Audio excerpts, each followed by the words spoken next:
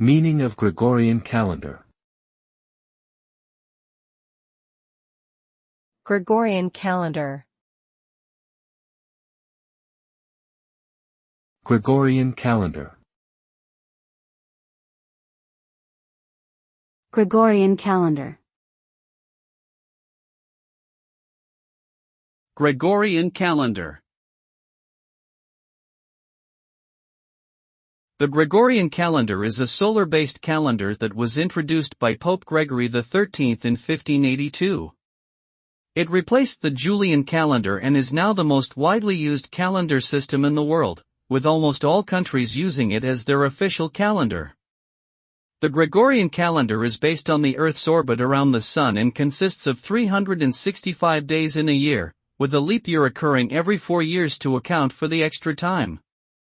This calendar system is used to determine dates for religious, cultural, and social events, as well as for everyday scheduling and record keeping.